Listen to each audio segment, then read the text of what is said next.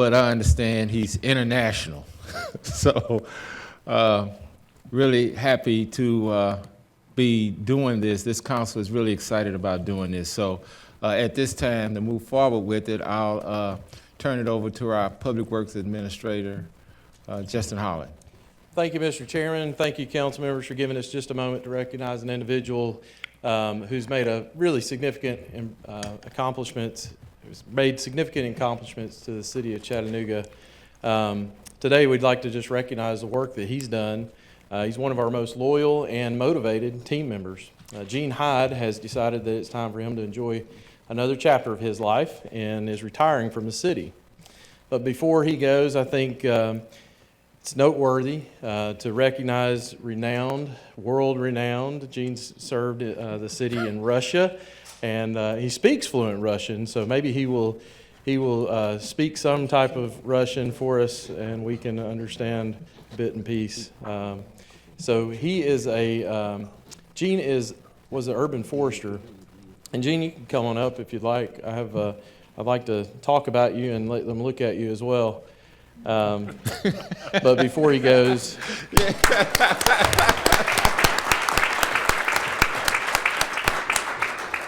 I think it's important that we recognize people who have such significant contributions to the city.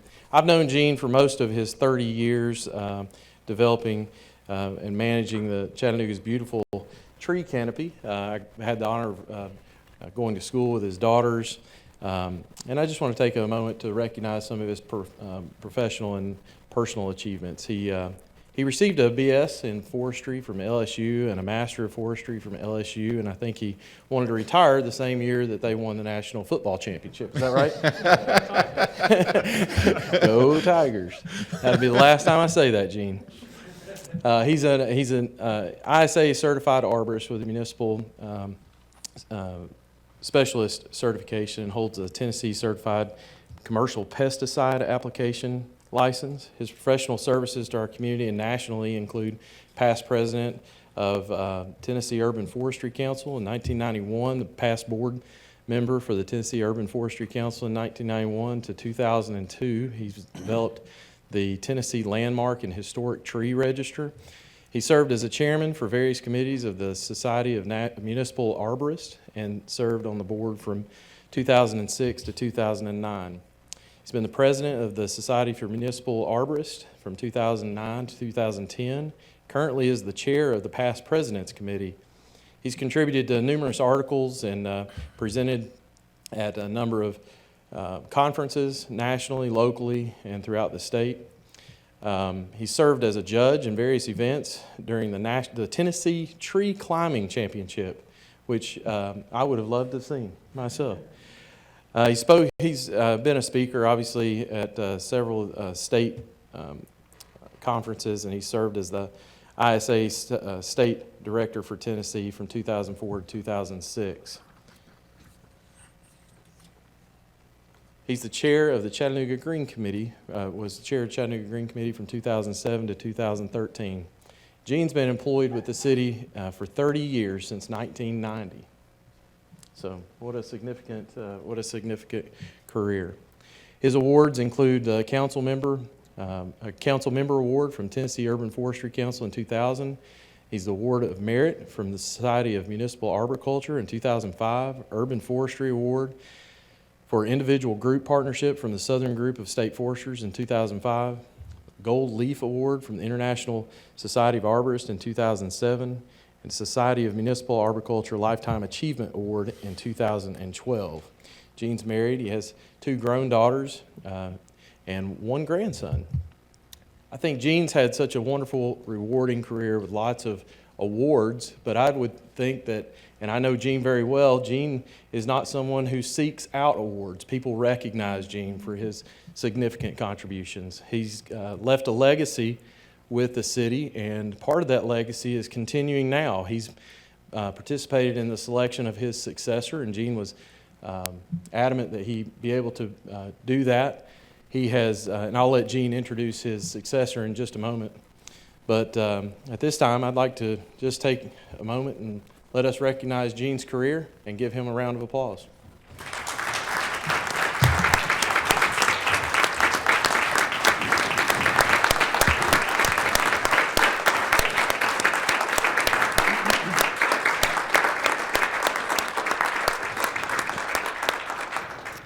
Gene, we have a brick that we've made, and it will be placed at Coolidge Park. So you'll receive this one, and we have a brick that'll be placed in Coolidge Park and to commemorate your service to the city for 30 years. Thank you. I'm honored. Thank you, Gene.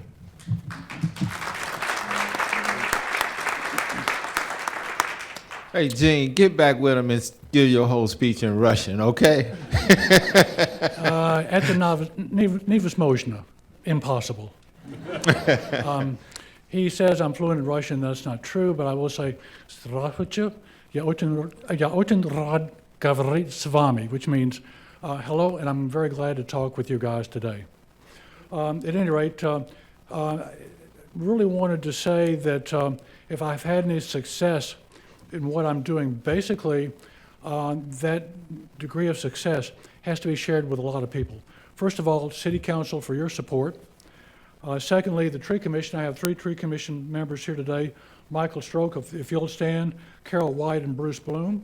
Those are 3 members which you guys appointed to the Tree Commission. We have 9 members total. Those are 3 of the 9 right now. And Michael is the Vice Chairman of the Tree Commission. I've got to thank people in pay grades higher than mine, Justin and other people who have supported me. These guys deserve a lot of, I guess, credit for what I've done. And lastly, but not leastly, Milton Stewart, if you'll stand. Milton is a crew supervisor. He's representing my employees here today. These guys are out there in the heat of the summer, the cold of the winter. They're shivering on cold days. They're burning up in the hot sun. They do stuff I wouldn't want to do, and we wouldn't be where we are today without them. So those guys are the ones that deserve the credit, and I'm the one who claps you. I support you guys. So any credit has got to be divided in a number of different ways. So thank you for that, all who have taken part of that. So huge thanks for that. I'm here today really for more than anything else to introduce Peter Stewart. Peter is my successor. He will officially take over on February the 1st. 10 days from today is my last day. And Rick Colson and Rusty Blevins there, they deserve part of the credit for my success, for being supportive as well. But Pete takes over in 11 days, actually 11 days, on the 1st of February. And I wanted to introduce him. He went to high school here in Chattanooga in the 1980s. He has professional experience as an arborist, not only on the East Coast, but the West Coast, as well as here in Tennessee. And he just recently graduated in the past year with a master's degree in forestry from Virginia Tech. So, Pete, would you please stand up?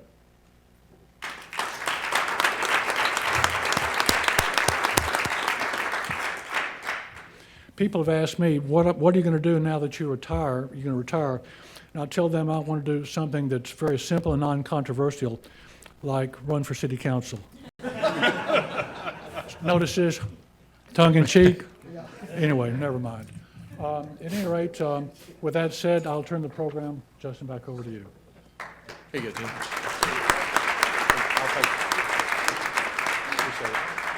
I got to install this myself. Yeah, you have to install that near a tree of your choosing.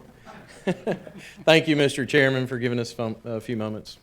No, thank you for bringing it to our attention. And once again, Mr. Hyde, we really appreciate your, don't get mad, decades of service you have given this city. And I know in many of the people that I've dealt with throughout our city, you're really highly respected.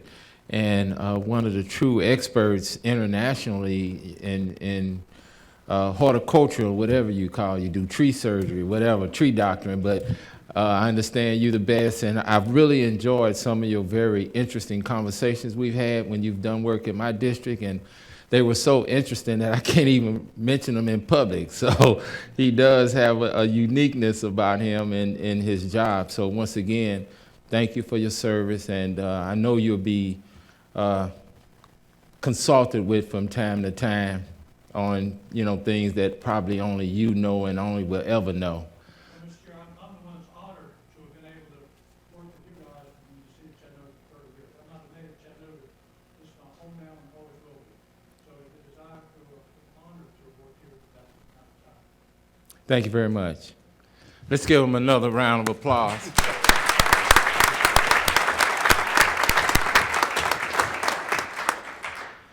Okay, now we'll move on to our agenda session for 3 o'clock. We have a number of ordinances on final reading. Madam Clerk, we have already read 5A, B, C, D, E, F, and G into the records. Council, is there anything that needs to be addressed on any of these items before we move on?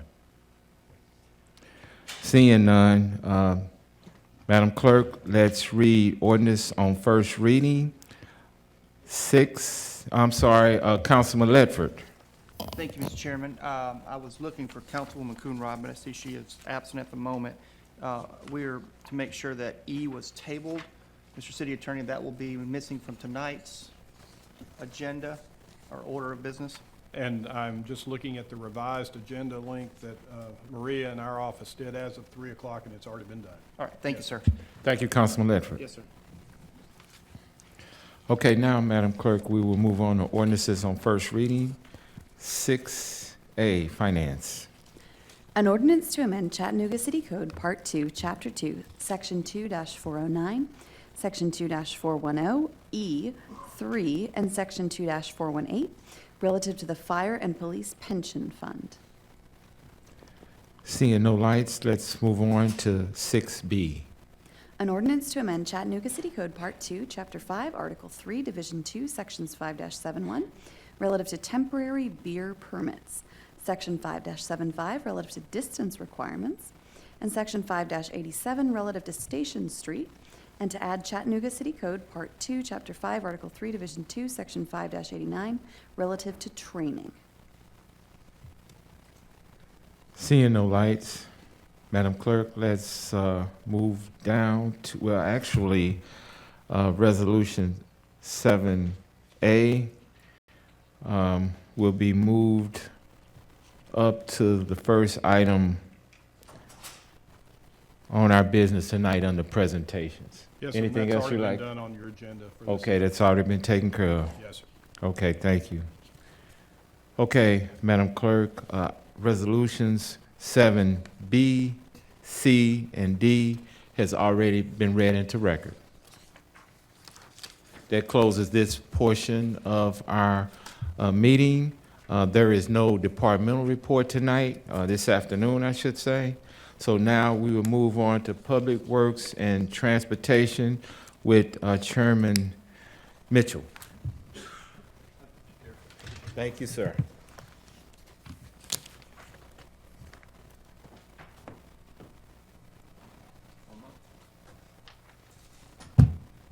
Can I get a motion to approve minutes? All those in favor, say aye. Opposed? Thank you. Mr. Holland, is it okay with you if I let Carter go first? It's perfectly fine. Okay, Yes, sir. thank you. All right, that's what we're going to start with. Carter has an update on, well, go ahead. I'll just introduce Lisa. Go ahead, Lisa. Good afternoon, everyone. Nice to see you all today. Thank you for your time this afternoon. I know how extremely busy you are, so I'm going to be brief, and then I'm going to introduce Philip Pugliese, who's our transportation planner, to do the presentation for you. I just want to take a minute to recognize some of our board members are here. John Bilderback, who's our board chair, Bill Allen, and Reverend Mike Feely are here as representatives from the Carter Board. We're excited today to share with you our draft of our Carter redesign plan. If you remember correctly, we came and presented with Jarrett Walker to you guys in one of your sessions before. So this is the draft of that plan. It's been in the works for quite a while, and we're excited for you to take a look at it and to partner with us to get the feedback that we need to make sure that the plan is what it needs to be in the end. In this plan, you'll see that we have a short-term and a long-term plan, so we're going to be reviewing both of those today. We're more interested right now in the short-term plan as far as feedback goes. And what I'm going to ask of you all is to partner with us in your districts to let us know where we can go to do presentations. If it's at your meetings, or if you know that there's a session going on somewhere else, that we can even just have a table so we can get some feedback from within the communities, within the neighborhood, that would be great. We'll get in touch, too, with some of the neighborhood leaders that we've worked with before. But on your side of things, if you could help us with that, that is what we're asking of you today.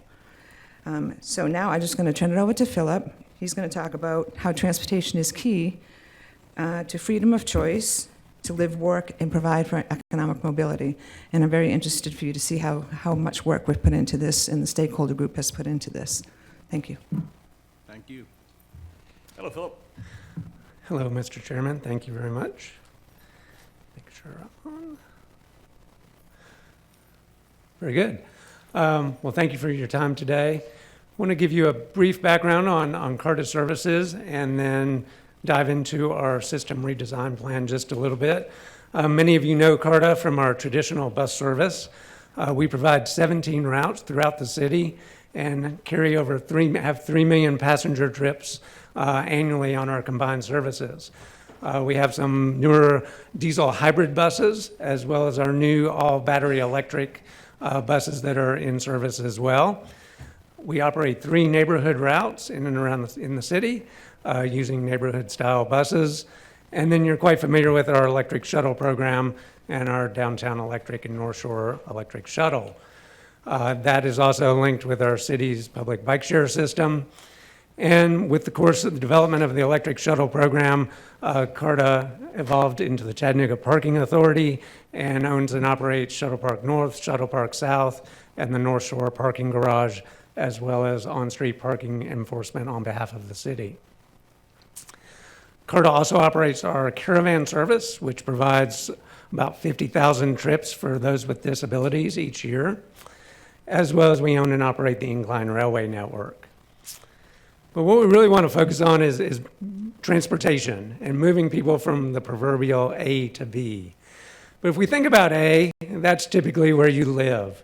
And in Chattanooga, our residents, the average household, expends 26% of their annual income on their housing. So that's a substantial investment and limits their opportunity on where they might live. And that definitely affects on where they might travel as well. So moving from their home to opportunities of interest, their employment, education, services, represents an investment of about 25% of their annual household income. And in many neighborhoods, their transportation expenses are actually more than their household expenses. If a household is enabled to operate a motor vehicle, the average household has 1.6 vehicles traveling about 20,000 miles a year and invest almost $12,000 a year on that mode of transportation. But 30% of our residents do not operate a car, either due to age, economics, disability, or choice. So CARTA is that lifeline service that meets the needs of those residents. And those who do operate a motor vehicle often face a situation much like this.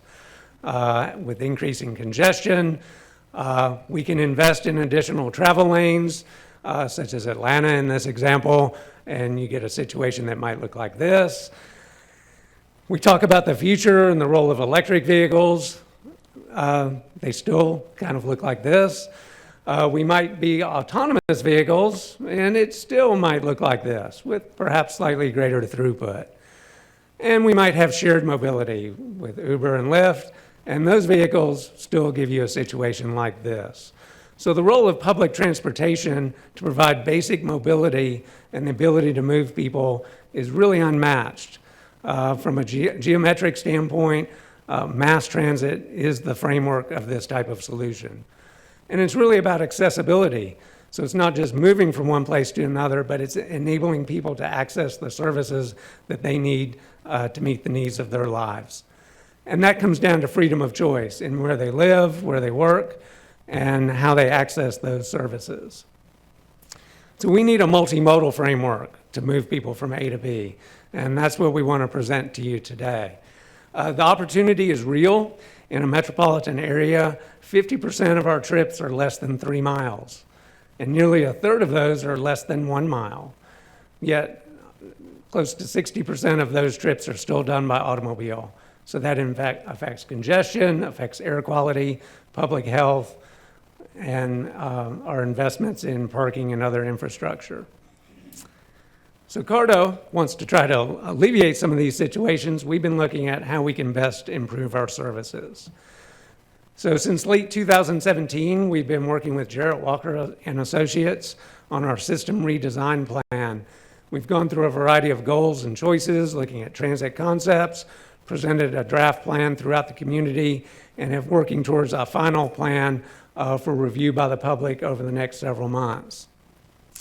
To revisit some of the concepts very briefly, if we have a hypothetical city such as this, where we have primary corridors, and these dots represents jobs and households, and we have a fixed number of vehicles, much like our system, we can allocate these in two primary ways. The first being we could concentrate all of our resources on those primary high-density corridors. It would be very efficient from a transit standpoint, but we would have large segments of the population who would have no service. So if you think about your council districts, that might be in areas like Hickson or East Brainerd might not have bus service. The other alternative is to allocate your resources in a geographical pattern so that all areas have some level of service, but that by definition means that not any area has extremely good service or very frequent bus service. CARTA's current system is a blend of these. We're about half and half. We try to serve the majority of the city, but at the same time, we focus resources on primary corridors such as Brainerd Road, Lee Highway, Market Street. So the conversations as part of our system redesign focus to a large extent on defining that balance. And at the end of that conversation, the CARTA board and the public input we received led us to focusing on maintaining our existing coverage area, providing lifeline service to those people who are already using CARTA services. Within that framework, we also assumed that we would maintain our current operating budget. So within that fiscally constrained network, we're trying to rearrange our assets in order to improve frequency for those areas where we can and to improve accessibility to the most people possible. We looked at increasing frequency on high-density areas and minimizing redundancy in the system and reinvesting those resources in areas where will provide the most benefit. So as we look at this conversation about minimizing redundancy, I'll start with the first area, and that's in downtown. You're well aware that we have the electric shuttle system, which operates primarily on Broad Street, connecting Shuttle Park North and Shuttle Park South. But we also operate all of our fixed route primarily. So this duplication of services provides an opportunity really for the evolution and expansion of our service, and particularly the shuttle network. Thinking of this electric shuttle, which you've known and loved since 1992, many of these vehicles are aging. Our newest electric shuttles are 7 years old, and we have vehicles that go back to 1996 that are still in service. So they've been a great asset. Unfortunately, the manufacturer of this vehicle is no longer producing them. So at some point in the near term, we're going to experience difficulty maintaining and operating these particular vehicles. So with that potential for change, and as part of this system redesign, we explored the opportunity to expand and evolve the electric shuttle program into a more robust corridor. And there's additional details in the plan before you, but primarily this would extend the electric shuttle not only from the North Shore on Fraser Avenue, but from North Chattanooga on North Market, extending down through the downtown core, and then those routes would continue on to the Incline Railway, Alton Park, and along Main Street and southern points further south. That would maintain a fare-free corridor in the downtown core, but give us the potential for future expansion as time goes on. Our all-electric BYD vehicle is seen here, an electric shuttle stop. That might be an evolution of that vehicle. There's some other opportunities available, but there are no longer any 22-foot red box style electric shuttles being made, unfortunately. The second key element of this plan for our short-term network that's before you is the need for a downtown pulse and a transfer facility for passengers in the downtown core. As we primarily have a low-frequency bus network, the importance of transferring from one bus to another While you're coming downtown, if you want to go to anywhere else in the city, you have to make a transfer. And the timing of those transfers becomes critical. So the ability for all of our routes to converge on a singular point in the downtown core, primarily north of 4th and Market, would be the geographical best and most efficient place for that. So we would have about 8 to 10 buses converging at a singular time. We would have opportunity for passenger amenities as well as an opportunity for our drivers as well. CARTA currently owns and operates Shuttle Park North as a transit facility for the electric shuttle, Bike Chattanooga, and parking. That is one example that has been brought to the forefront as a low-cost potential transfer point. Geographically, anywhere in that vicinity would be optimal. The further you move from that geography adds operating expense and time for our passengers. Just an image of our current electric shuttle and a 35-foot all-electric bus for reference purposes. So as a result of this short-term plan, based on those two assumptions, we get fairly substantial gains. So in this short-term network with no additional new investment, in the short term, 18,000 plus people would be within a half a mile of frequent bus service. That's a 184% increase over our current network. We would have more access to jobs through high-frequency transit, and by high-frequency transit, I'm referring to transit that comes every 15 minutes or less. So it takes away the need to confer with your schedule. You know you typically have a very short wait if you walk outside. And 1,200 more jobs would be accessible to the average resident all the way across the city within 60 minutes, a 4% gain, which in the context of no additional new investment, that's still fairly substantial. In your packet are some of these additional, more specific geography maps called isochrones, which shows an individual in this instance being on Rossville Boulevard at the south end of our network. The darker gray area represents the travel shed that they can reach within 60 minutes by CARTA bus. And that includes waiting time for the bus, travel time, and any potential transfers. The lighter area, lighter gray represents potential lost access, and the bluish gray area represents gains. So in this particular instance, pretty much 9,000 more people would have access to jobs within a 60-minute travel shed, and 31% increase in the number of jobs available. And in your packet are more specific examples relative to areas all across the city. That short-term network, which is designed to be implemented within 3 years, is the foundation for a long-term network, a 10 to 15-year plan. This aspirational network, though, does require new investment and is based upon about a 70% increase in our current operating budget. It focuses on maximizing ridership with some modest expansion of our coverage to new areas of the city. In this case, we garner a 450% increase in the number of people who have within a 1.5 mile walk access to frequent transit service. A commensurate 139% increase in access to jobs and a 19% increase in the average number of jobs available to anyone throughout the city. And again, a similar isochrone where this person on Rossville Boulevard has access to a substantial larger area of the city. Certainly a gains to be reckoned with. So at the end of the day, we're asking you to go back for your constituents, and we'll be reaching out to the public over the next 3 months.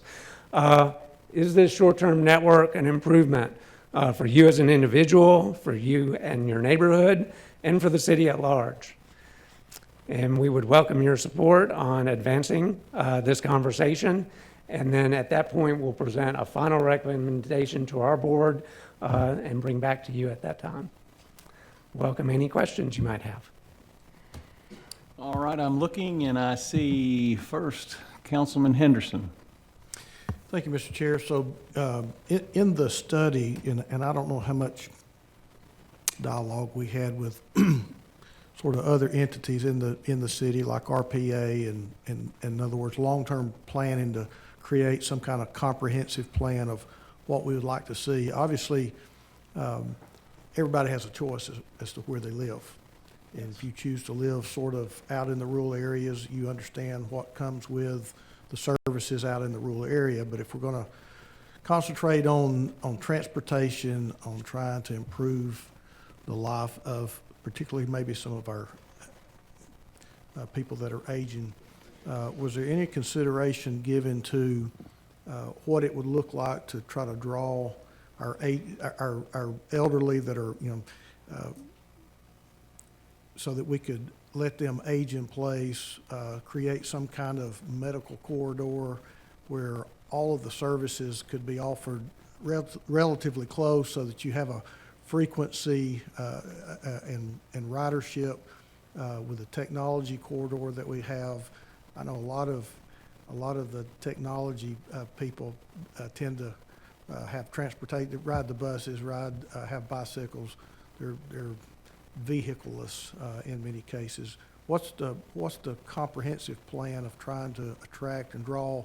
And that's really almost two different ends of the perspective. Mm-hmm. That younger group that may not have necessarily and I forget what the statistic is, but many of the younger generation, the percentage of those who do not even have a driver's license is going way up. They depend on public transportation.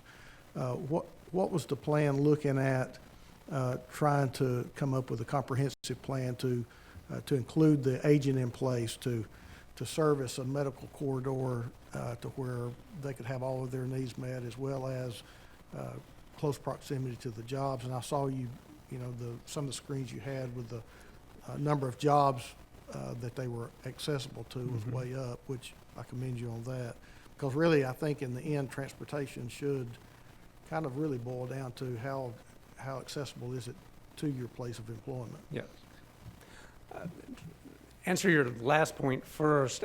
Jobs was used as a metric because we have data available as to where employment centers are, but that can also serve as a proxy for other services such as hospitals, doctors' offices, retail, and such. Those are obviously employment centers as well. So while we measure the gain specifically in terms of job access, that sort of represents availability to all types of service. Going back to the beginning, we've hosted several multi-day workshops with our key steering committee team, and that involves representatives from the mayor's office, the Department of Transportation, the Regional Planning Agency, River City Company, and those people have been engaged from the very beginning in terms of looking at our route network. We started with a clean slate in terms of, if we maintain our existing budget, where can we go, what can we do? And the short-term network that's in this plan now was the evolution of that conversation. And robust 2 segments of public surveys and public outreach in the neighborhoods and with hosted public meetings.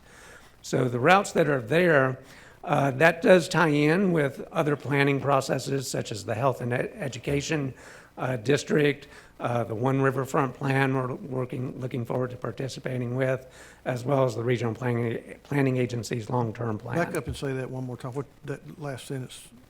We look forward to working with the One Riverfront Plan, and we've participated in the Health and Wellness District planning process in looking at how we can best connect downtown, the 3rd Street corridor, and the hospital and education centers in that corridor. Okay. So that is all part of the conversation. Mr. Chair, I've got a follow-up. What's a 70% increase in your budget look like? How much is that? Roughly in the $15 to $16 million range. Okay. Thank you, Mr. Chair. Ready? Okay. Councilman Ledford. Thank you, Chairman. Philip, I'm not going to dive super deep in this, but would you talk a little bit more about what is the life expectancy of our, we'll call it the small shuttle? I mean, I'm sad to hear that those might go away at some point and there's no replacement, because those are definitely part of our city's charm and definitely integrated into our visual landscape. What do you think the life expectancy is on those? We've run some of those vehicles for 24 years now. So optimistically, our newer ones, which were manufactured in 2013, we have 6 in that range. We have 14 operating currently. So it's hard to say. And it's in terms from a maintenance standpoint, if a particular part that's very proprietary malfunctions, Unavailable. that could be more problematic than just generic things. Our maintenance team has done a great job keeping them going. So it's hard to say. I mean, I think the rough estimate we're looking at is, 5-7 years might be best case, but we don't know. Okay, and you have found no manufacturers of that smaller shuttle type in the There's anywhere? nothing in that particular bread box type cute form factor at present. You kind of go from some smaller shuttle van concepts, and then you jump immediately up to a 30-foot, essentially coach-type bus. All right. Did you hear that, Elon? Anyways.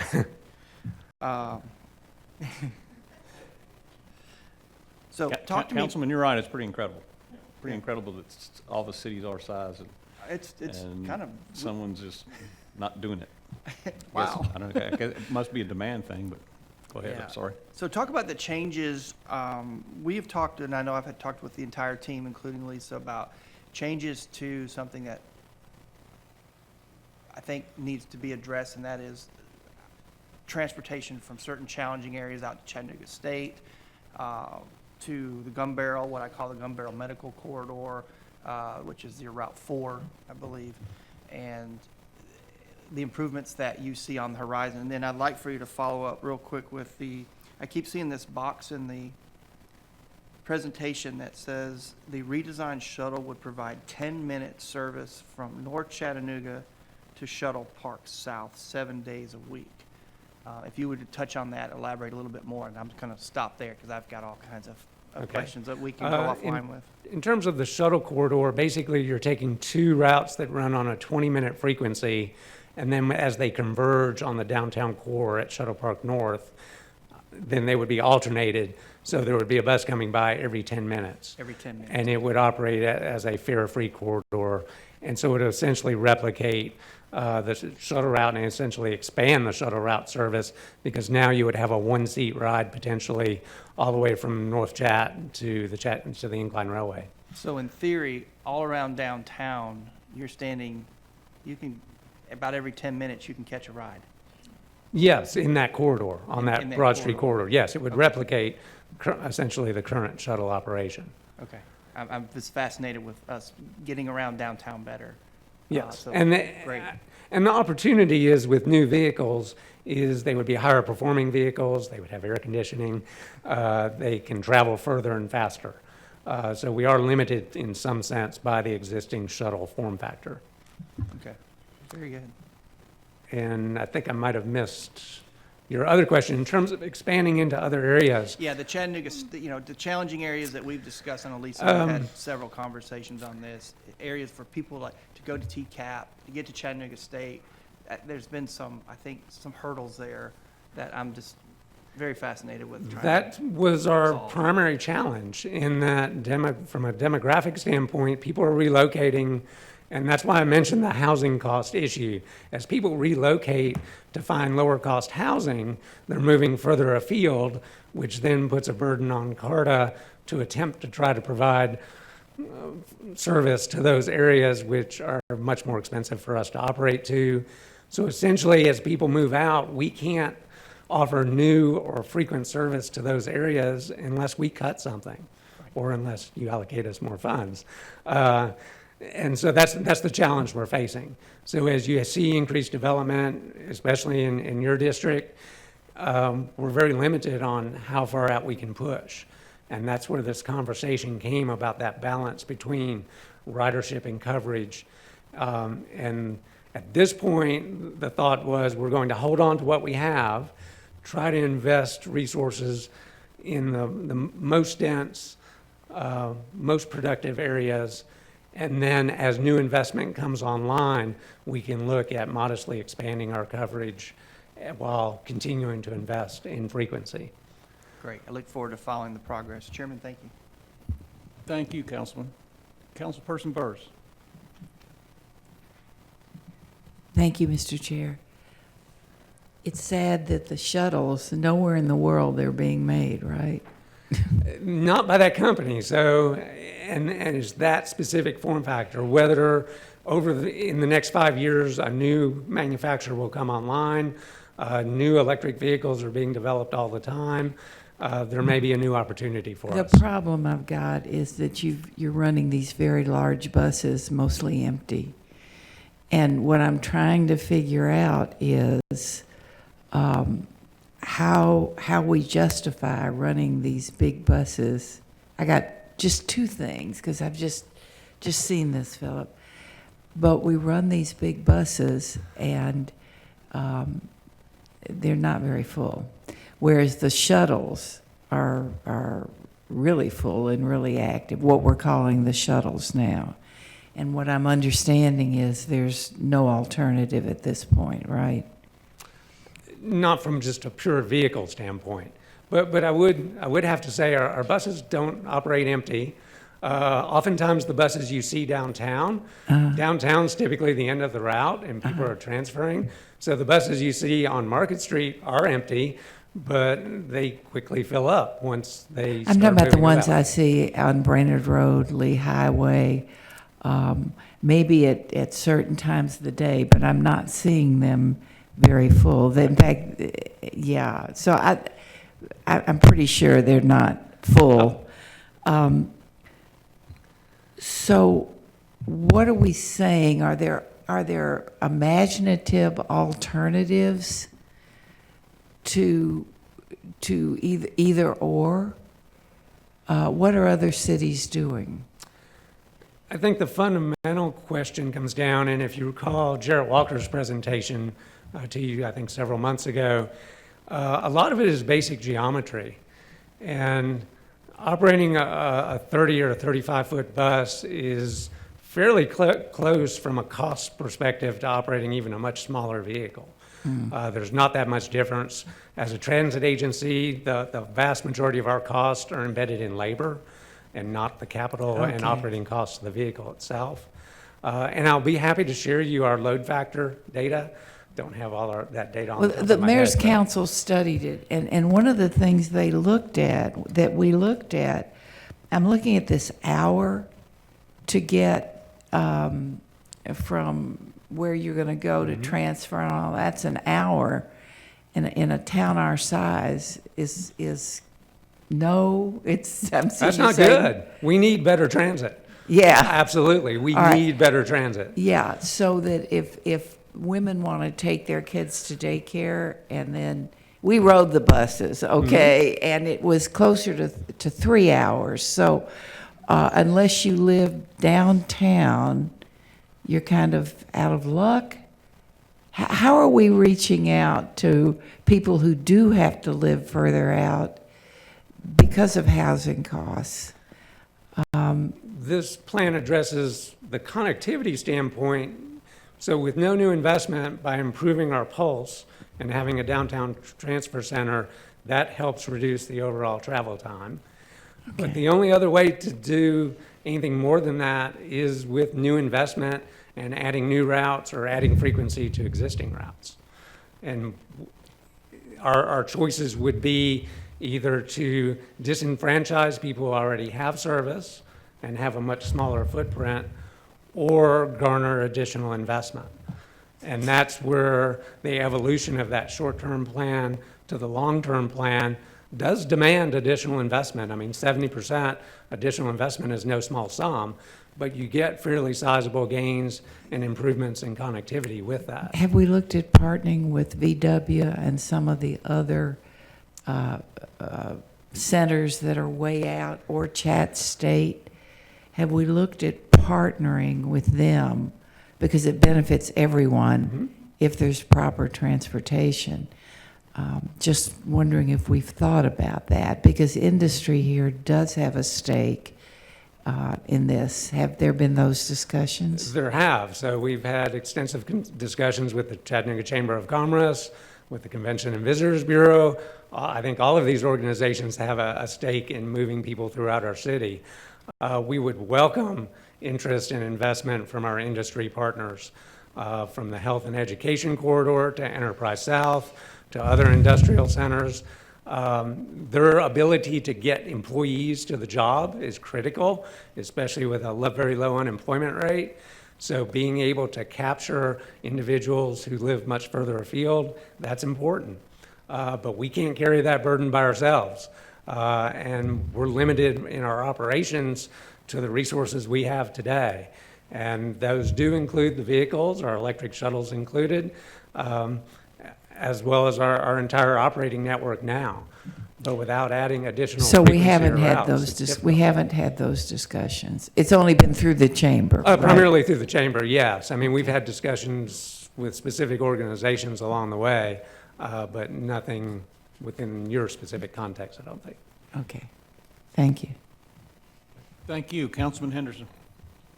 Philip, could you go back to, and I think it was a short-term network that you, map that you showed, and it looked like some of the areas where we were reducing the frequency, and then we were, and could you go back to that? Correct. So, Can you go back to that slide by any chance? oh, Just so that I can make sure I understand. Yeah, well, that one. that one, right there, You just went by it, or that one. that one.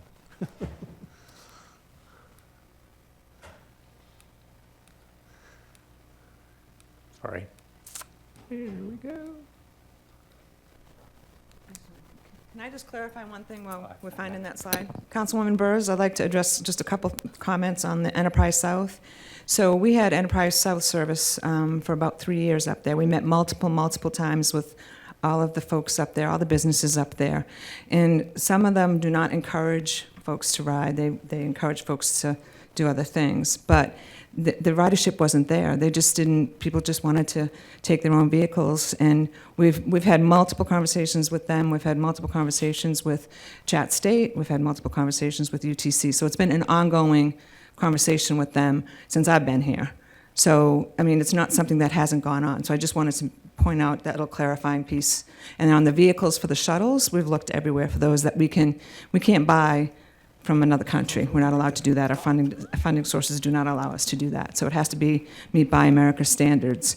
So it has to be something that's within the United States. Otherwise, we don't have the funding to be able to purchase the vehicles. What we've done is we have 5 trolleys that are in Washington, the state of Washington, that have been retired. And they're the same vehicles as ours, but we're doing a trade out with them through FGA, and we're going to get those vehicles for parts. So hopefully that'll help us a little bit with the length of the life of the shuttles that we have now. So I just wanted to address a couple of those items. Can you Go hold ahead. up here? Go ahead and punch your button.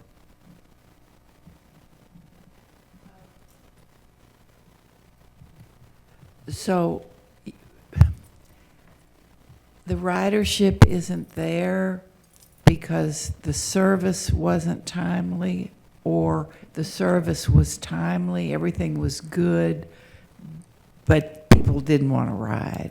It's a combination, I'm going to tell you that of that. So what we did with the grant that we had was we took, at that point, there were 13 employers in Enterprise South. We took all of their shift times, where they had first, second, third, whatever they had. Sure. And we developed the schedule around the most people that we could affect. So in the morning, we would bring people in early. And we started at 10 minutes to 4 in the morning to bring people in, and then to pick people up from their overnight shift. So we did based on starting and ending times. We couldn't accommodate everybody. Some people had 2 a.m. shift start times and things like that, so we couldn't accommodate everybody. But out of the 13, we were able to accommodate 12 companies with the majority of their shift times. Did some people have to go in a little early or wait a little longer? Yes. But that's how we built those schedules, was based around beginning and ending times for those companies. And people just didn't use it? Okay, And thank you. and like I say, we did outreach. That's why we had the one that was, going out by Integra Hills out there, because we thought there's a lot of employees there. Just, they didn't do it. Okay, thank you. Thank you. Councilman Henderson. Okay, so this map that I'm looking at here, is this is a proposal, for one, is that correct? This is based on the proposed short-term network. So if you implemented the 3-year short-term network which includes having a downtown pulse point and consolidation of the shuttle corridor. So if you reallocated all those resources and put this person on Rossville Boulevard at noon on a weekday, this is the 60-minute travel shed for that individual. Okay. Well, so that leaves me with another question. If you left all of it just like it was, how long does it take that person at Rossville Boulevard to get downtown then? So the darker colored area is essentially the existing network on this map. And then the lighter shaded kind of grayish blue area is gained area. Oh, it's a gained, okay, I misunderstood Yes. what you're saying. I thought it was the loss area and the darker blue was going to be basically No, more so on this intense. map, there's very little lost area, if any.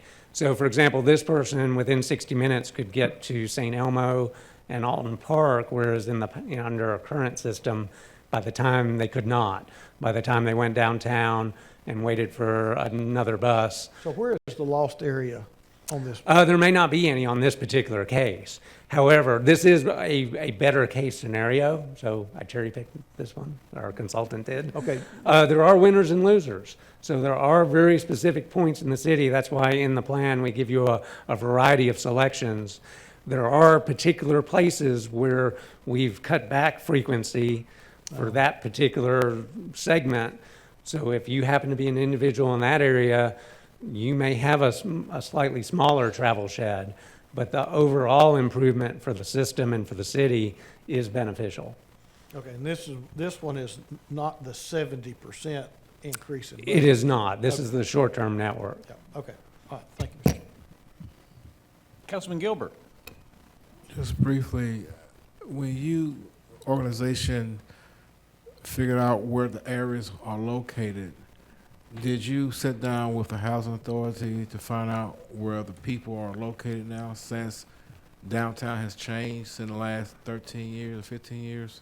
Yes, that was part of the conversation. We did meet with Ms. McWright and had several conversations with the housing authority. And we understand a lot of their predicament is moving, for example, on Highway 58, a new housing project, which is outside our current zone of service. If we're going to be asked to follow those demographic shifts, that's going to require new investment. Otherwise, we simply don't have the resources to reach some of those new areas. On your short-term network, is they going to delete any current busing that we have now? It does not. So that was one of our primary directives, was to maintain the coverage we have. Some of individuals along some of those routes may have decreased frequency. So they might perhaps go from a bus that comes every 45 minutes to one that comes only once an hour. But that's very small segments. And in your plan are actually some scaled maps which show you where those winners and losers are. And the net benefit is that more people gain overall, and the negative impact for those who are affected, while their frequency might go down slightly, they still have that basic lifeline service. We did not want to take away service from anyone who's currently using CARTA as their primary mode of transportation. Okay, thank you, sir. Seeing no more lights, I just have one question when we're talking about the long term. What are your sources or predicted sources of income or revenue or to make up those extra? There are a variety of opportunities. Transportation initiatives around the country and referenda typically do fairly well with approval by constituents. In this case, it could be something as a sales tax. A lot of that planning process was derived around just a concept of a half-cent sales tax. Would that generate enough revenue? And in our early kind of, napkin-type calculations, that created a situation which would maintain 60% increase of our current budget. When we took that plan to the public actually asked us to do more. And that's how we ended up on this proposal with a 70%. But there are a variety of different funding mechanisms that communities have experimented with. And we would leave that up to you as a body to assist us with and taking that to the voters. So it's a plan that's not really funded, or there's no concrete plan of funding, there's some options There's out there, options but- out there, but our goal was to start with our short-term network, demonstrate the effectiveness of that short-term plan, and build the case for that new investment. We know that's going to be, a difficult ask, but at the same time, it provides substantial benefits to the city and for the health of the community. Okay. I see no more further light, so I just want to say thank you to Carta for what you're trying to do to help us. I know it's a task that's not very simple. No. In fact, it's not, but very we- hard. We appreciate any, like I said, any support, any ideas, any meetings that you'd like us to attend, even if we're just on the side that we can get input from. So if you could please, reach out to us or somebody in your office and just get us the dates, we'd be more than happy to do that. The more the better as far as we're concerned. Thank you for your time and your support. We appreciate it. Thank you. Thank you. You want to know anything about the, what is it, One River plan? We've got River City here? We'll get it later? Okay, thank you. I guess we'll move on to the agenda. Well, I'll tell you what, Mr. Holland, I'll give you the choice. Do you want to do the agenda or do you want to do the golf courses first? We can, if you'd like, we can go through the golf course presentation and roll right to the agenda. Okay, Is that okay with you, sir? let's do that. Good. Well, thank you for giving me the floor. We have a presentation that we'll cue. So we contracted with a golf course consultant last year who performed a market analysis and made some recommendations to the city. Today, we're prepared, James Bergdahl, our Parks Director, and Eddie Taylor, our golf course manager, will present the findings and the city's recommendations to some rate changes, budgeting, and some course and operating, our operations improvements that we'll be looking for in the next several months as we lead into the budget season. So I'll turn it over to James at this time. I do want to mention there's quite a bit of information. Sorry, James. There's a lot of information and quite a bit of detailed information that we wanted to present. You're probably not going to be able to digest a couple of those rate structure slides, but we do anticipate sending this to the council body immediately following the presentation so that you can digest that and send us back any questions that are detailed questions, maybe about rate structures. But I just wanted to mention, James is probably going to go through a couple of those, and if you queue up on a particular question, please save that till the end so that we can kind of get through the presentation, and then you know that you'll have an opportunity to really dive into it. Council okay with Mr. Holland's request there? All right. Have at it. All right, thank you. Thanks for having me today. I appreciate your time. As Justin said, in FY19, we were given $20,000 per council approval to have a consultant study the golf course operations at the city's municipal golf courses, Brainerd and Brown Acres. So I wanted to share with you today some of that information. The mission statement for the golf courses is we're committed to providing well-maintained, accessible, and affordable golf for the enjoyment of visitors in the community. Golf courses by the numbers, you can see that the golf courses have been around for a long time and we're established in the community. The golf courses are not just a business, they provide a lot of recreational opportunity for our community. Because Eddie has served with the golf courses for the last 28 years, I'm going to let him come up here and tell you a little bit about some of the opportunities that the golf courses provide for the community.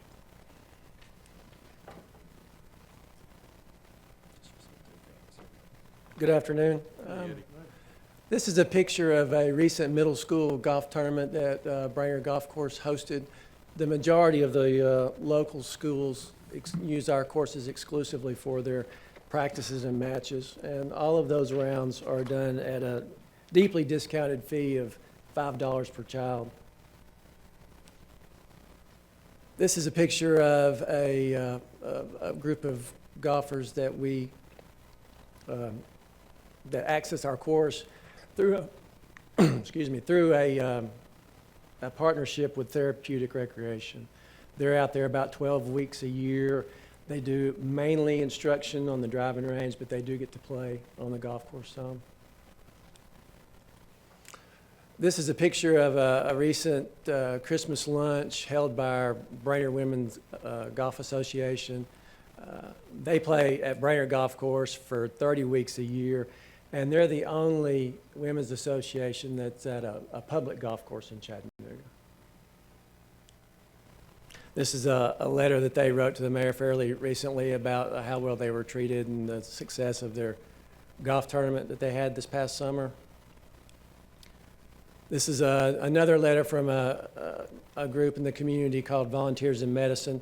They hold a fundraiser at Brown Acres every summer, and they raise money for health care for the homeless.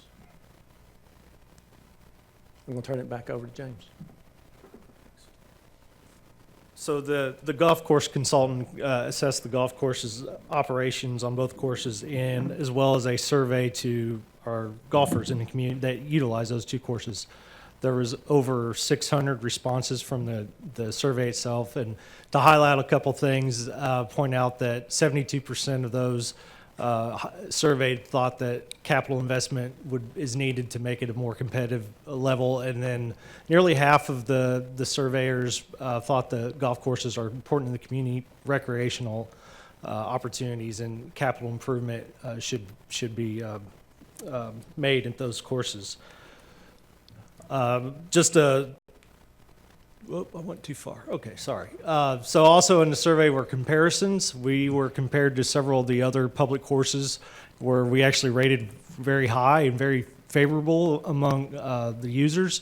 We were ranked right up there with Bear Trace, and if those of you who are familiar with golf courses in the area, Bear Trace is considered probably one of the top public courses in the area. Cost comparisons as well. You can see that we are pretty much in line with other public courses, maybe a bit below other courses as far as our rate structures. Capital improvements that were recommended from the consultant. These areas are really focused on the user experience of the course and our aging fleet, which I'll talk about in a second.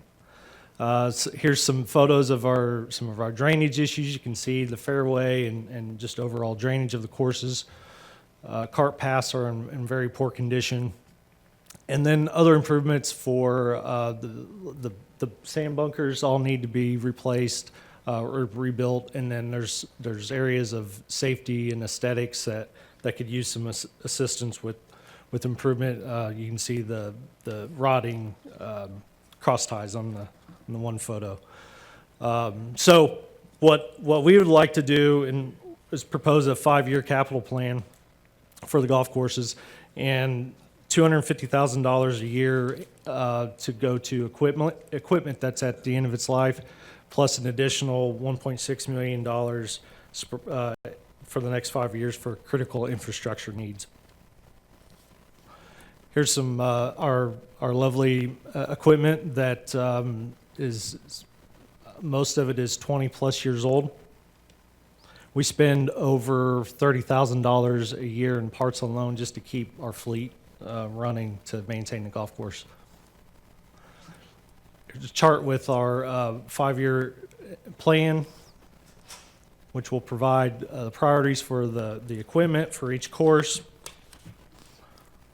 Some potential threats to revenue to make note of. The I-75-24 project impacts the Brown Acres Golf Course. And then the Brainerd, there's a sewer pump project that will be going on at the Brainerd Golf Course that will affect that golf course as well. Some opportunities that we are going to look into per the consultant, and some ideas that we came up with on our own. So hopefully some ideas to increase revenue and decrease expenses as well. So one of the things that we wanted to talk about with increasing revenue is changing our rate structure. And I'm going to let Eddie just tell you a little bit about that because he's more familiar with the history on our rates.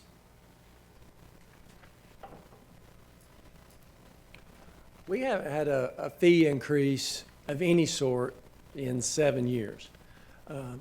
It's been more than 10 since we have raised any prime time rates, and the prime time rates would be weekends and holidays. Some of the things you may or may not know about our rate structure is we do have fairly significant discounts for city residents.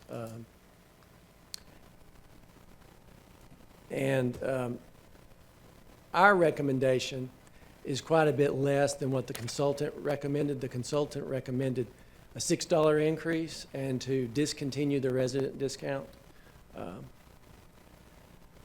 I think a $6 jump is way too high, and I don't think the resident discount should be discontinued. So that we disagreed there. The plan that we're going to submit raises it about half of that in the next 2 years.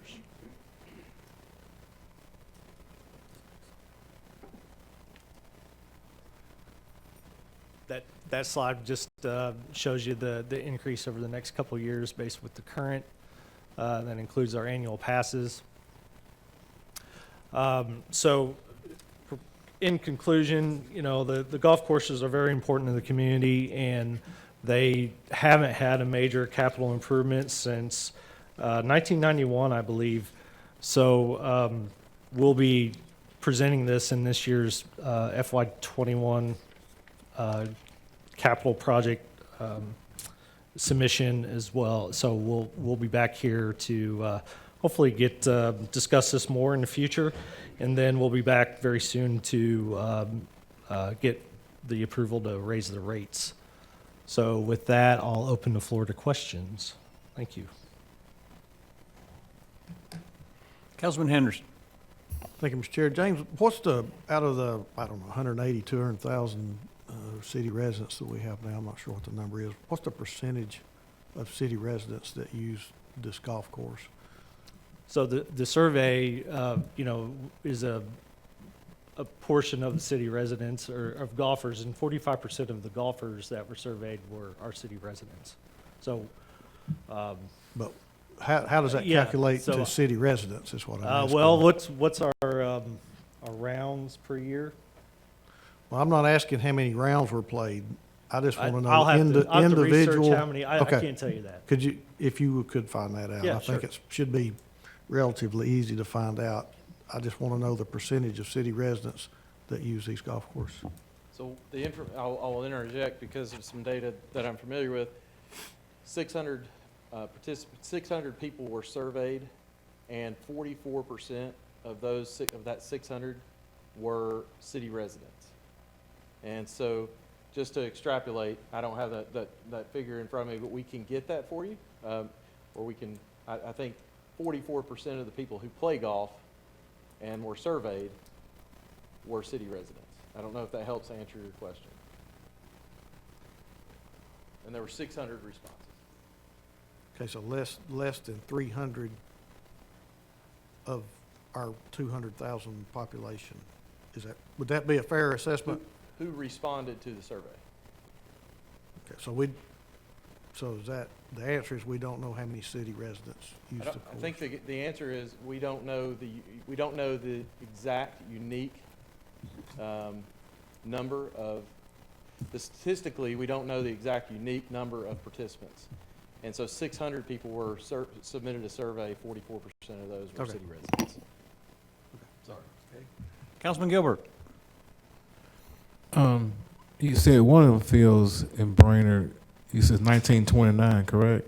1920. In the 20s. Yes. The historical part of that, do you know the history of that field?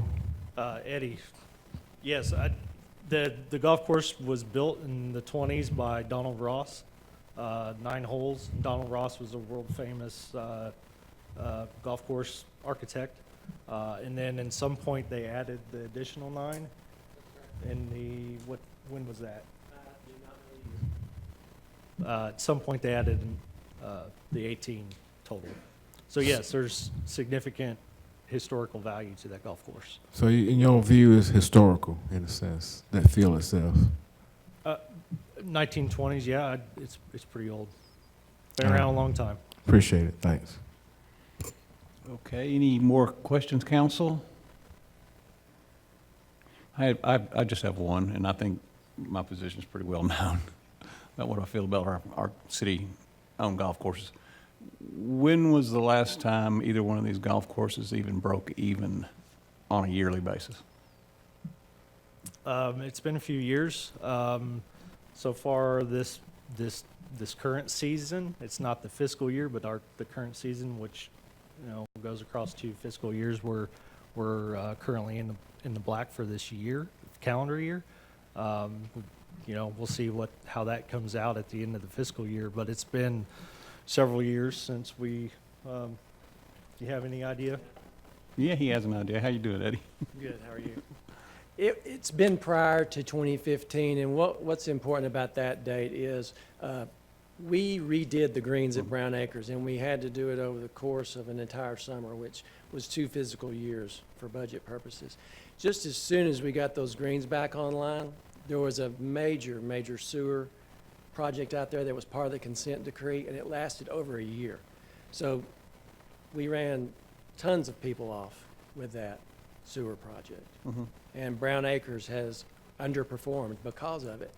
Now, this year, they're doing quite well, very well, better than they have in years. And it takes golfers a while to come, after your golf course has been disrupted like that, it takes them a while to come back. So what you made the comment calendar year, and of course it's January 21st. So far you're doing well for. But No. what did that mean, calendar year? I'm not sure what that means. Let me explain.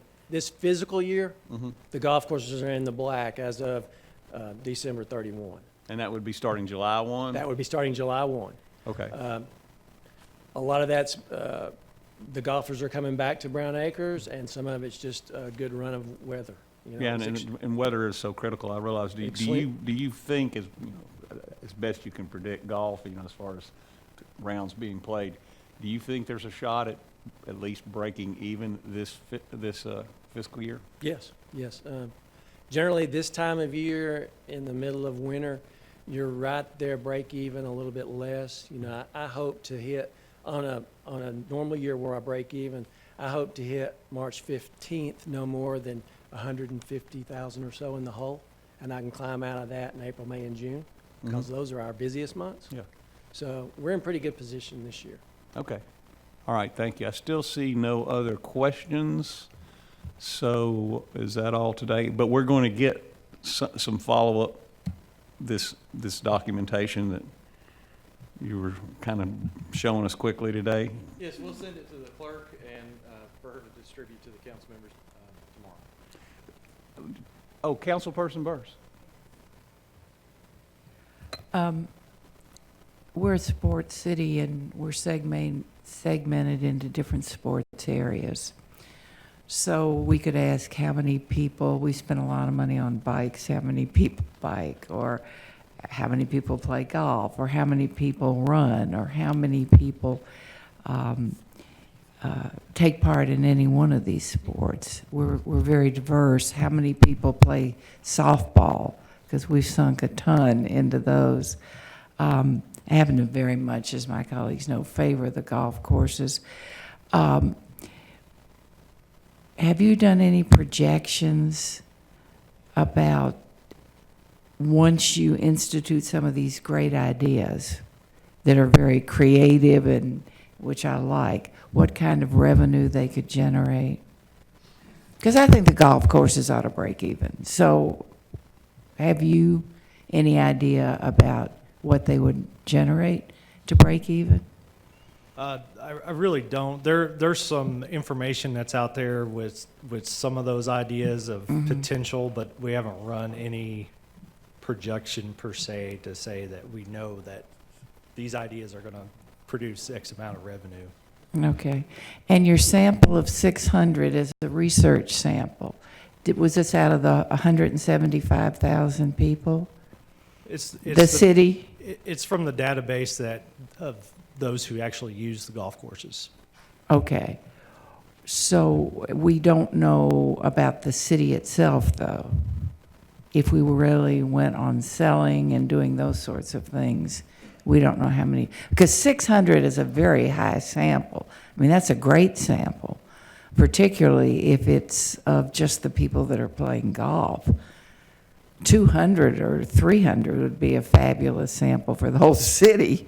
So I was just trying to get an idea of.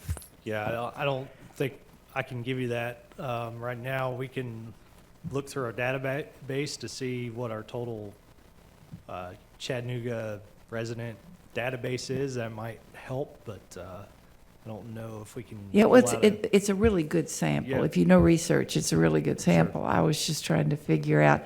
And do you have any comparisons of people, segments of our society that play golf as opposed to people of our society that play tennis?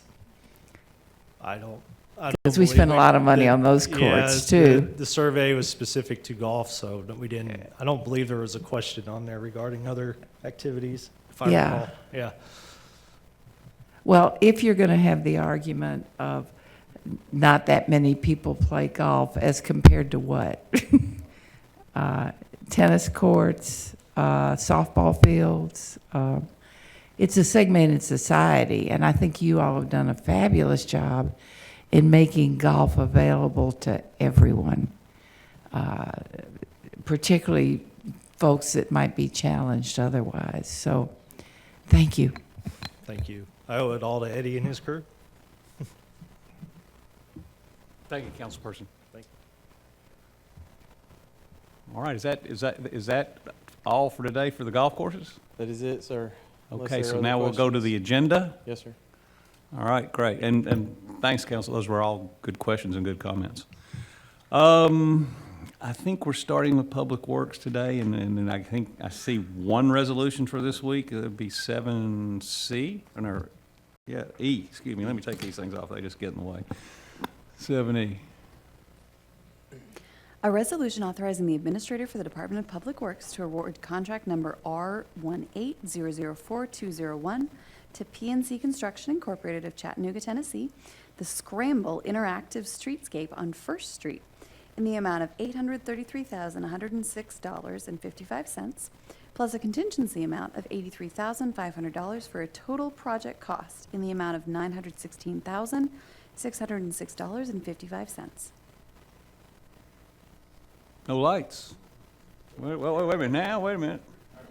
Okay, first, let's go to Councilman Oglesby. Okay, thank Yeah, you. that, boy, This is, I saw some figures associated with this project of 1.5, I thought, and I'm seeing 900,000 here. Can you kind of go into that for me, please?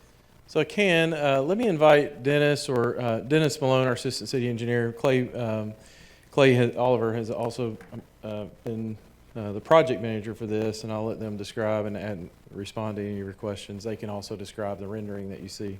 Yeah, great. Thank you, Mr. Chair. Good afternoon. good afternoon. I think where we were on this project is this project originally bid back in November, maybe late October, and we had a bid that was about $500,000 over the budget that we had. We went back to both bidders on the job, and we talked to them about value engineering the project.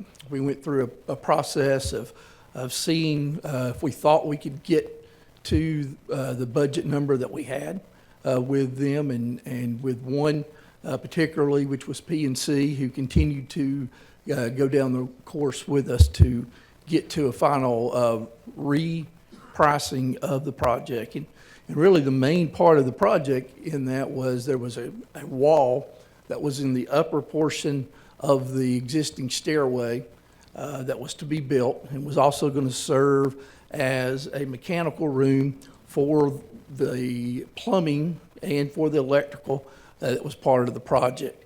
Talking with them, we understood that we could get a savings in the project by, one, not demoing the existing stairway and moving it over to where the art pieces are in this picture, and not building the wall. And then there were some other minor things that we did. We tweaked with the details for the different plumbing and electrical options that we had. And so we ended up getting a price back in, I guess, first part of December that lowered the cost to the number that you see there, the $833 plus the contingency amount. And being able to do that. Now in that, we ended up putting more art pieces in the upper portion to offset some of the cost of the artist who was going to clad the retaining wall that was to be built.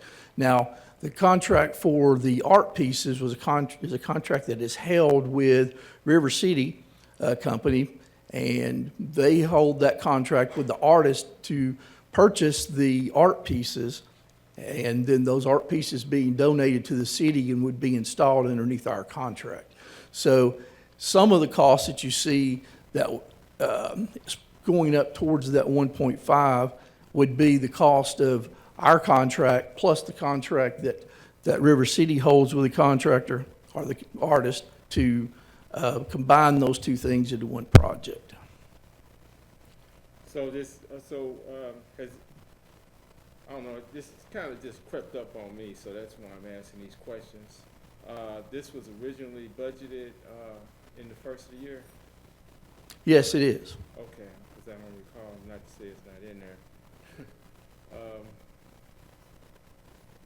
Okay, that's all I have tonight. Yeah. Okay, Councilman Gilbert. And then, it looks very nice, but it serves a purpose for us. Is it just for scenery, or is it just underneath you saying that you're going to put other things that will hold? Yeah. And that's the purpose of it in the first place? The purpose of this was, if you remember, this section is where the old vernacular used to be that went up First Street, which was basically the elevator that went sideways. We got rid of that, 7, 8 years ago, I think, somewhere in that range. And so basically we've had this big concrete hole out there that's had plywood over it since that time. This readdresses and redevelops that area, gives it a new feeling. Part of this project with the artist is a calming effect, in that as part of that vault, basically the concrete vault that's there, we're going to go in there and build weir walls that allow that thing to step down. And what will happen is there will be stormwater that will run down through each of those pods over those weir walls, and you'll be hearing a trickling sound of the water trickling through, coming out of the art pieces that are up top. So when you sit at one of the benches, you'd be able to hear this nice calming effect that's going on with the water. So it helps out in stormwater also, correct? Yes, it does. Thank you, sir. Okay. Okay. Councilman Henderson. Thank you, sir. Councilman Oglesby, you're not alone in saying that this crept up on you. I mean, I was wondering the same thing, sort of where this originated from. So this goes back to our budget last year when we passed. It was in the capital budget. What was it? So was it under First Street improvements, or I'm just trying to figure out how we missed it and didn't pick up on it?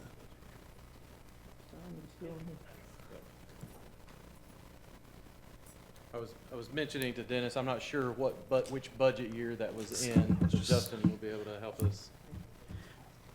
Yeah, May have been. Yeah, sorry, Councilman, bear with me 1 second. I was just looking to see what year it started in. We initially budgeted $800,000 for it in fiscal year 19.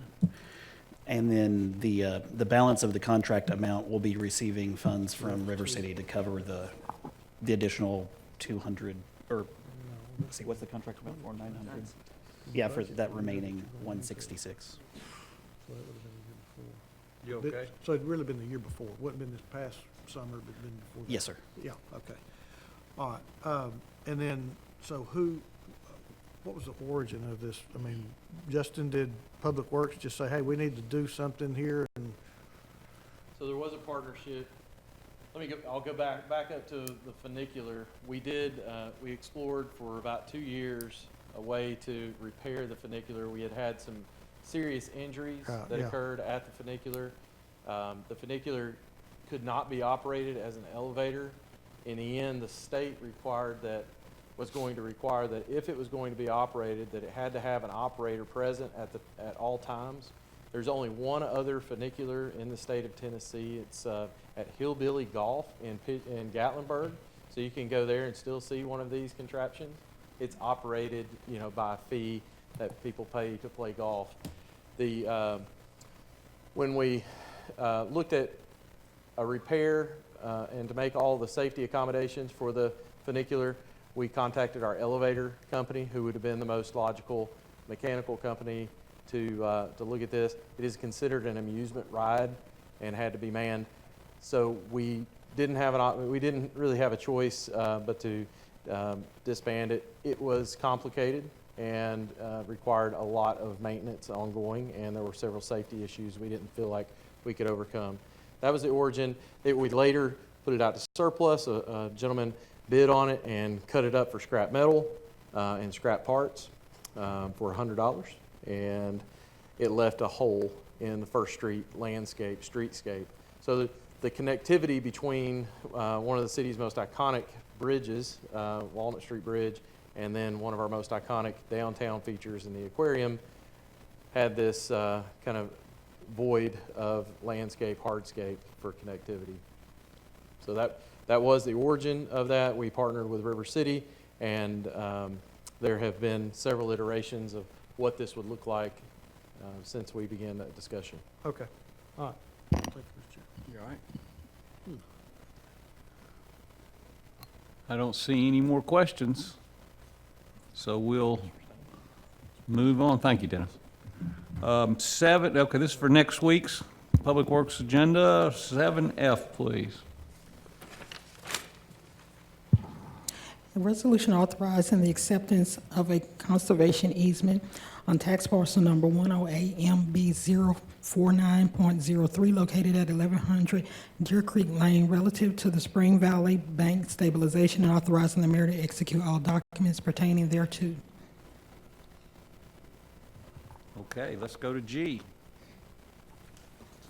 A resolution authorizing the administrator for the Department of Public Works to award contract number W12026-202A to Rees Young LLC of Sugar Hill, Georgia, DuPont Pump Station and Basin Improvements, Phase 2, Contract A, for a contract amount of $8,970,000 plus a contingency amount of $900,000 for a total project cost of $9,870,000 subject to SRF approval. H. A resolution authorizing the approval of change order number 2 for CDM Smith, Inc. for professional services for design and construction phase services relative to contract number W12026-102 DuPont Pump Station and Basin Improvements, Phase 2, a consent decree project for an increased amount of $307,311 for a revised contract amount of $2,888,195.08. I don't see any questions, but it is District 2. Yes, Where'd you run into the problem? So I think these are changes that we made, that we requested to be made. This is from our engineering consultant. If you remember, at the end of Memphis Drive, we had talked about some infrastructure being installed there. We had looked several times. So this is addressing some of those complications of a sewer line rehab project and in and around that connects from Memphis Drive through to Champions Club area. Okay. All right. Those were they were all changes that we requested our consultant to make. Okay. All right. Sir. And I will mention that item G is a consent decree project as well, and it's not Sure. indicated as such, and I apologize for not catching that earlier. That's okay. I, please. A resolution authorizing approval of change order number 1 for CTI Engineers, Inc. with SCS Engineers as sub relative to contract number C13001101 for professional services for landfill deficiency, recommendation, and repairs for an increased amount of $150,000 for an amount not to exceed $728,500. Councilman Ledford.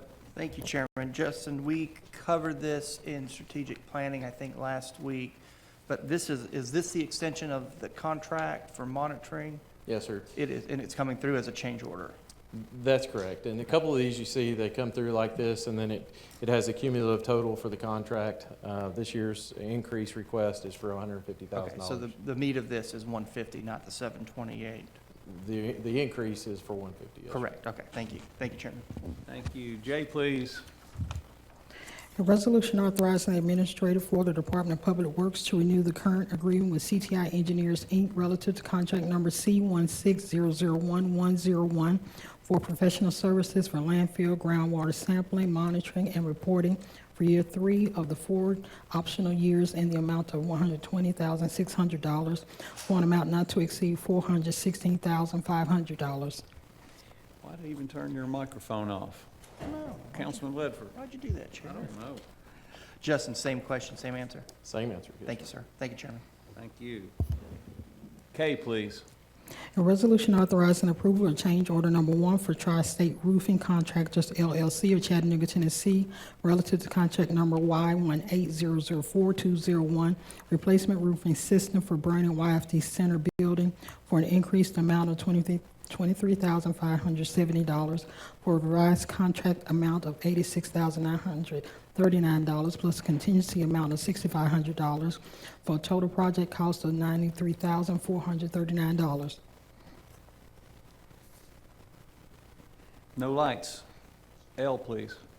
A resolution authorizing the administrator for the Department of Public Works to amend an agreement between the city and the Tennessee Aquarium, a nonprofit agency originally entered into on October 10, 2018, to change the scope of services for the Aquarium Plaza by the Tennessee Aquarium for an annual cost of the increased scope of service within this amendment for an amount not to exceed $159,000. We kind of went over this a little bit last week. Councilman Ogilvy, you okay? Yeah, I'm okay. All right. Let's go to M, please. A resolution authorizing the approval of change order number 1 for Integrated Properties LLC relative to contract number C16005201, City Yards Carpenter Shop and Water Quality Storage Building for an increased amount of $38,365.75 plus a contingency amount of $5,000 for a revised contract amount of $273,793.75. You okay? All right, that should do it, I believe, unless you have something else for us, Mr. Hahn. Thank you, Mr. Chairman. Thank you very much. Thank you, Council. Just have a couple of them for next week. Ordinances, first reading from transportation. Would you please read 6B? An ordinance amending Chattanooga City Code, Part 2, Chapter 24, Article 14, Sections 24,501 and 24,502 relating to the speed on through streets. I don't see any lights, are we? Okay, all right, so we're okay. Well, wait a minute, Councilman Gilbert.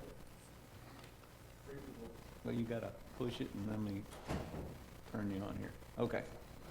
Can you just, I know we went over it, but can you briefly go over this part? Tell me again about this. Oh, gosh. It changes the speed limit on Ox Highway to 35 miles an hour. Thank you, Mr. City Yes. Attorney. From what? It was, I think, 45, It was 40. 40. 40. Yes, sir, from 40 to 35. Thank you. All right. You okay, Mr. Gilbert? Yes, sir. All right. C, please. An ordinance amending Chattanooga City Code, Part 2, Chapter 24, Article 15, Section 24,511, to extend a moratorium relating to the operation of dockless electric scooters and bicycles. Councilman Ledford. Mr. Chairman, that light was for the previous item. If you'll remove that. Oh, do you want to go back to the previous No, item? sir, I'm good. Thank you. You want to say anything about C? I'm going to defer to my colleague. Well, he's got to punch his light first. Leave it alone? Well, we're gonna leave it alone for now. All right, so that should do it. Anything else you wanna Thank you, sir. add to this proceeding? Yes, sir. Okay, thank you very much, Mr. Bailey. Unless there are any other questions of Public Works and Transportation, I believe we are adjourned till 6 o'clock. We are adjourned. Anthony, you want to talk about beer establishment? Russell, you knew I couldn't let that go. You want to talk by about beer without making some establishment?